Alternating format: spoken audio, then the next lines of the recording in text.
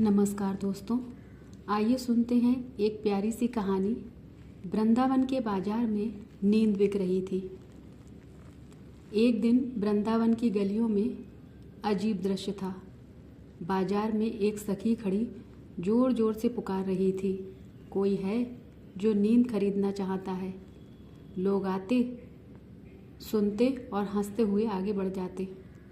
किसी ने कहा पगली है, किसी ने कहा भला नींद भी कहीं बिकती है।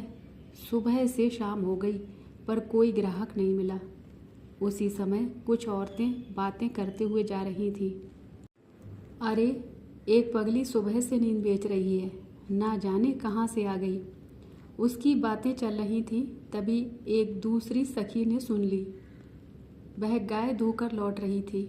जैसे ही उससे पता चला कि बाजार में कोई नींद बेच रहा है, वह दूध वहीं छोड़कर नंगे पांव दौड़ पड़ी। सांस फूलती हुई बाजार पहुंची और बोली, सखी, वो नींद मुझे दे दो। जो कीमत मांगोगी मैं दे दूंगी, पर ये नींद मुझे ही दे दो। अब पहली सखी हैरान हो गई।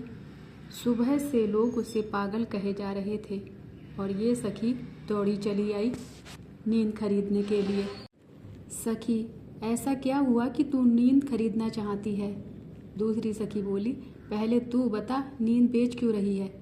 पहली सखी की आंखें भर आईं। वह बोली, मैंने श्याम सुंदर से एक बार दर्शन देने को कहा था। उन्होंने वचन दिया था कि अमुक दिन मिलने आएंगे।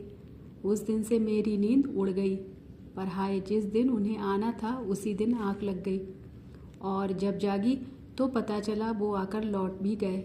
बस तभी से ठान लिया, इस बैरन नींद को बेच दूंगी, जिसने मुझे मेरे श्याम से मिलने नहीं दिया। दूसरी सखी सुनते सुनते रो पड़ी।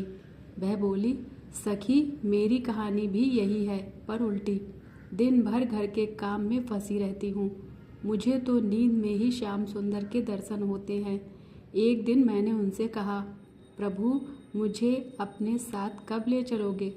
उन्होंने दिन बताया, पर उसी दिन से मेरी नींद उड़ गई। अब न सपना आता है, न श्याम सुंदर मिलते हैं। तेरी ये नींद मुझे दे दे, ताकि सपने में ही सही मुझे मेरा श्याम मिल जाए।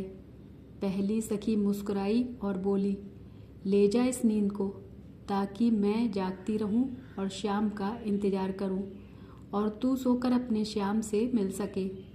वृंदावन की प्रेम भक्ति ऐसी ही होती है, जहां नींद भी सौतन बन जाती है और सपने भी भगवान से मिलने का रास्ता बन जाते हैं। जय श्री कृष्णा। राधे राधे।